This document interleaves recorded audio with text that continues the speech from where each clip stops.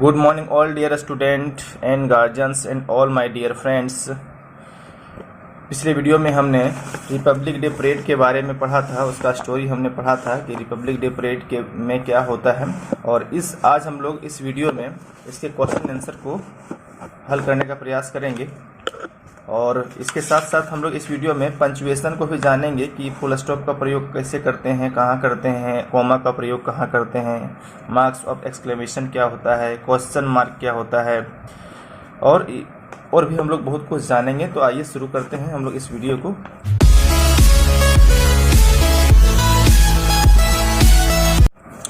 तो सबसे पहला सवाल है when do we celebrate the Republic Day, कि हम लोग रिपब्लिक डे को सेलिब्रेट कब करते हैं, कब हम लोग मनाते हैं। तो हम सभी जानते हैं कि रिपब्लिक डे मीन्स गणतंत्र दिवस होता है, उसे हम लोग 26 जनवरी को मनाते हैं। तो देखिए यहीं आंसर आपका दिया हुआ है। मैं आंसर लिखना सिखा रहा हूँ बच्चों, आपको याद करने के लिए नहीं सिखा रहा हूँ कि आप कैसे लिख सकते हैं। और जो ये गार्जियन वीडियो देख रहे हैं उनसे अनुरोध है कि बच्चे को दिखाइए और समझाइए कैसे आंसर लिखा जाता है। जैसे हम यहाँ क्वेश्चन क्या है, when do we celebrate the Republic Day, कि रिपब्लिक डे को सेलिब्रेट कब करते हैं। तो देखिए यहां से हम लोग लिखना शुरू करेंगे, we celebrate the Republic day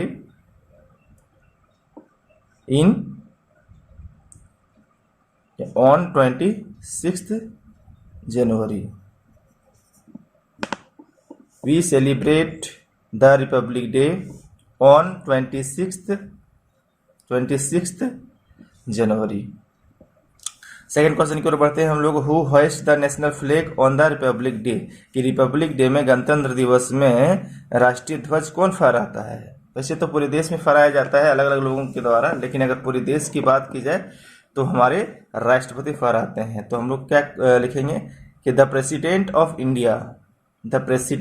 India hoist, यहाँ हु के जगह पर क्या लिख देंगे, the president of India hoist the national flag on the Republic Day. तीसरा क्वेश्चन है, where Kali and Prince going early in the morning, कि काली और प्रिंस सुबह में जल्दी कहाँ जा रहे थे। तो वे लोग परेड में भाग लेने जा रहे थे, हम लोग कहानी में पढ़े हैं। अगर आपने वो स्टोरी नहीं देखा है तो हमारा जो 11वां दिन का वीडियो है वो जरूर देखिएगा, और सभी का लिंक डिस्क्रिप्शन बॉक्स में डाला हुआ है, आप प्लेलिस्ट में भी जाके देख सकते हैं। तो काली और प्रिंस कहाँ जा रहे थे, काली और प्रिंस स्कूल के परेड में भाग लेने के लिए जा रहे थे। आप इसे यहाँ से देख सकते हैं कि यहाँ दिया हुआ है। देखिए जब क्वेश्चन करता है why are both you getting ready so early in the morning, यहाँ जब ऋषभ सवाल करता है तो वो जवाब देता है। यहाँ से हम लोग लिख सकते हैं कि they are going to take part in a school parade. यहाँ क्या लिखेंगे, यहाँ वी के जगह दे कर देंगे, they are going to take part in a school parade to celebrate the Republic day.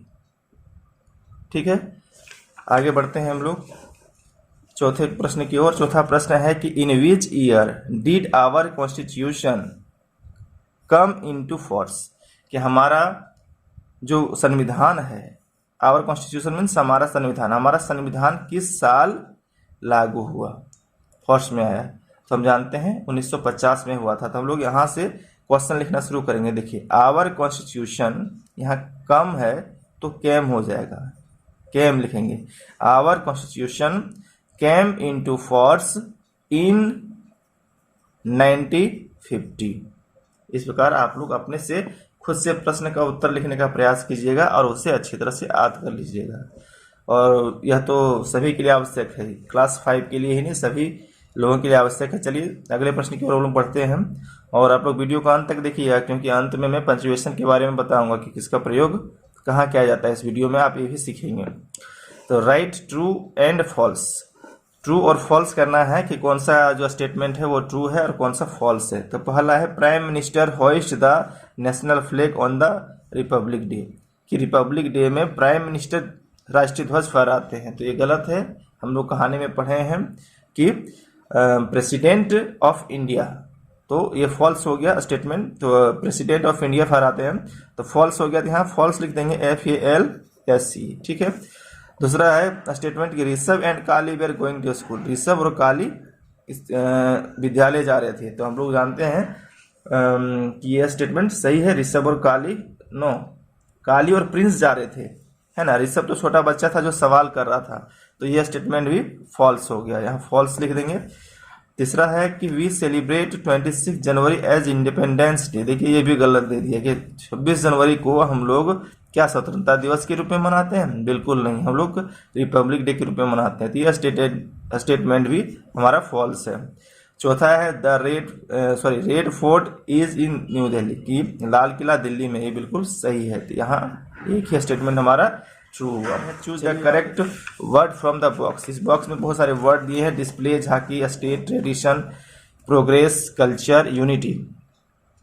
तो इन सभी को देख के हम लोग यहाँ भरना है। जैसे वेरियस स्टेट्स, यहाँ क्या होगा, states of the country also display, यहाँ होगा डिस्प्ले। ये सारा यहाँ दिया गया है।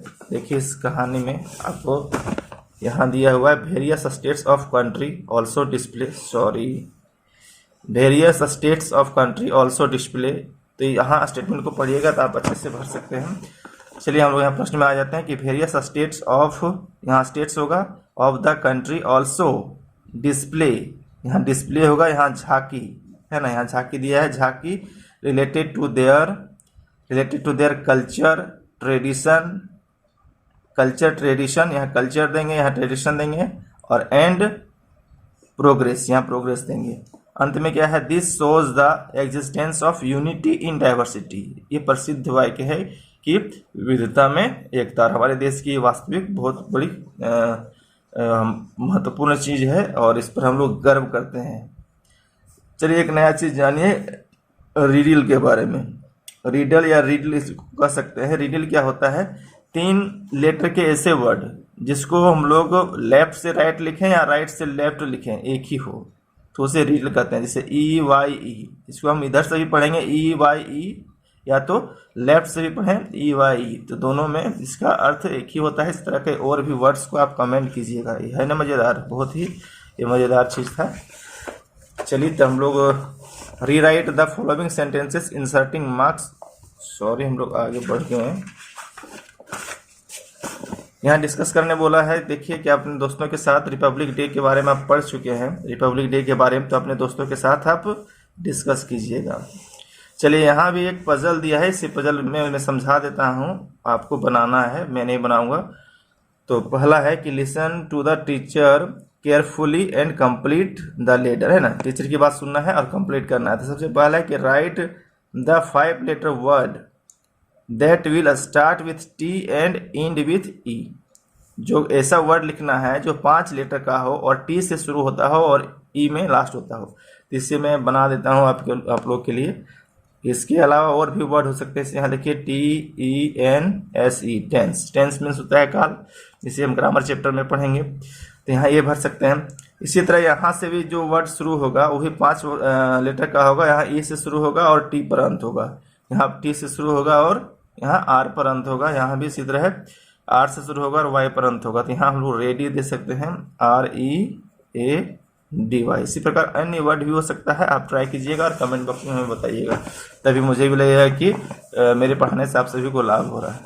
चलिए कुछ एक्स्ट्रा चीज भी यहाँ दिया है आप लोग के लिए, जानिए। ये person who stitches our clothes, ये person who stitches our clothes, जो हमारे कपड़े सिता है, से हम लोग क्या कहते हैं, टेलर। ये person who cuts our hair, ये वैसा व्यक्ति जो हमारे बाल काटता है। बाल काटने वाले व्यक्ति को हम लोग क्या कहते हैं, बार्बर। ये सारे प्रोफेशन हैं। ये person who takes care of our health in the hospital, एक वैसा व्यक्ति जो हमारे हॉस्पिटल में हमारा जो है हेल्थ का ध्यान रखता है, केयर करता है, उसे क्या कहते हैं, नर्स। ये person who always plays games, ऐसा व्यक्ति जो हमेशा गेम खेलता हो, उसे क्या कहेंगे, प्लेयर। आशा है आप अच्छा से एंजॉय कर रहे हैं इस चीज़ को। चलिए अब जानते हैं पंचुएशन के बारे में। पंचुएशन मतलब होता है विराम चिन्ह। जब हम किसी वाक्य को पढ़ते हैं या किसी स्टोरी को हम लोग पढ़ते हैं तो कहीं हम लोग रुकते हैं, कहीं अधिक देर रुकते हैं, कहीं कम रुकते हैं। तो हमारे जो हाव भाव को प्रदर्शित करने के लिए व्यक्त होता है इन सभी का प्रयोग। इसे ग्रामर सेक्शन में हम लोग विस्तार से जानेंगे, लेकिन यहाँ आपके चैप्टर में दिया है तो इसे संक्षेप में जान लेते हैं। सबसे पहला है कि the first letter of a sentence and a proper noun always begins with capital letter, कि किसी भी वाक्य का जो पहला अक्षर होता है या प्रॉपर नाउन। प्रॉपर नाउन किससे कहते हैं, आप इसे नाउन चैप्टर में जाके या तो पार्ट्स ऑफ स्पीच की वीडियो में जान सकते हैं। किसी भी खास व्यक्ति, स्थान, जानवर इत्यादि के नाम को हम लोग कहते हैं, है ना। तो प्रॉपर नाउन हो या कोई सेंटेंस का शुरुआत हो तो उसको हम लोग सबसे पहले कैपिटल लेटर देते हैं, कैपिटल लेटर से शुरू करते हैं। For example, my country is India. यहाँ देखिए माई से शुरू हुआ है तो एम बढ़ा दिए, और इंडिया एक प्रॉपर नाउन है। इसी तरह झारखंड एक प्रॉपर नाउन है, पाकुड़ एक प्रॉपर नाउन है, आपका नाम भी एक प्रॉपर नाउन है। तो ये सारे जो है हम फर्स्ट लेटर जो है कैपिटल दिया गया है। चलिए अब पंक्चुएशन के बारे में पढ़ते हैं। पहला क्या दिया है, फुल स्टॉप। जब किसी सेंटेंस का अंत होता है तो हम लोग इसका प्रयोग करते हैं। Full stop is used at the end of simple statement. साधारण वाक्य के अंत में हम लोग फुल स्टॉप का प्रयोग करते हैं, है ना। वो वाक्य सकारात्मक होना चाहिए, सकारात्मक या नकारात्मक हो सकता है। For example, we live in India, कि हम लोग भारत में रहते हैं, या we live in Pakur, we live in Jharkhand, कुछ भी कर सकते हैं, या अन्य सेंटेंस भी लिख सकते हैं। दूसरा है question mark. Question mark means इसको प्रश्न बोधक चिन्ह या प्रश्नवाचक चिन्ह कहते हैं। अर्थात जब हम कोई प्रश्न करते हैं, जिस वाक्य से कोई प्रश्न का बोध होता हो, तो वहाँ हम लोग पंक्चुएशन का प्रयोग करते हैं। तो question mark is used when we ask questions. For examples, who is the president of India, कि भारत के राष्ट्रपति कौन है। यहाँ एक प्रश्न कर रहे हैं, यहाँ क्वेश्चन मार्क हम लोग प्रयोग करेंगे। नॉट ऑफ एक्सक्लेमेशन, ये विस्मयादि बोधक का चिन्ह है। अर्थात is used when we express certain feeling, जब हम लोग अचानक अपने अनुभव को व्यक्त करते हैं। अचानक हमें कुछ होता है, अचानक अच्छा लगता है, बुरा लगता है, आश्चर्य होता है, तो इन सारे चीज़ों का प्रयोग करते हैं। जैसे एग्जाम्पल दिया है, wow we enjoy so many festivals, कि हम लोग बहुत सारे फेस्टिवल एंजॉय करते हैं, कितनी अच्छी बात है। उसके बाद है कोमा। कोमा के बारे में, कोमा क्या है, जितना हम लोग फुल स्टॉप में जितने देर रुकते हैं उससे आधा हमें कोमा में रुकना पड़ता है। जब एक से अधिक लोगों के नाम या कुछ हम लोग लिखते हैं तो उसमें कोमा का हम लोग प्रयोग करते हैं। तो comma is used for short pause, थोड़ी देर रुकने के लिए प्रयोग करते हैं। For example, NCC cadets, army bands and school children participants in the Republic Day parade. यहाँ हम लोग एनसीसी कैडेट्स, यहाँ कोमा है, आर्मी बैंड्स है ना, and school children participate in the republic parade. ठीक है, यहाँ हम लोग कोमा का प्रयोग किए। चलिए तो हम लोग यहाँ प्रैक्टिस करेंगे थोड़ा कि write the symbols of question mark. तो क्वेश्चन मार्क का हम लोग कैसे लिखते हैं, इस तरह से लिखते हैं, इस तरह से। ठीक है, कोमा, कोमा हम लोग ऐसे लिखते हैं। यहाँ हम लोग लिख सकते हैं फुल स्टॉप, इंग्लिश में ऐसे होता है, एक्सक्लेमेशन मार्क उल्टा आई। ठीक है, तो इस वीडियो में इतना ही। हम लोग काफ़ी कुछ सीखें, और आप सभी को सूचना देना है कि यदि आपने हमारे पहले वीडियो को नहीं देखा है तो आप जाके देख सकते हैं। यहाँ भी देखिए प्रैक्टिस दिया है कि इन सेंटेंस को पंक्चुएशन के अनुसार फिर से लिखना है। तो इसे लिखिएगा आप कमेंट बॉक्स में और बताइएगा। अगर गलती होगा तो मैं आपको सुधार कर बताऊँगा। तो सभी वीडियो को देखिए, अगर इंग्लिश ग्रामर के भी वीडियोज़ हैं देखिए, और अगर आपको किस तरह का वीडियो चाहिए आप कमेंट करके बताएंगे, और अगले बताएंगे तो मैं उस टॉपिक पर वीडियो बनाऊंगा।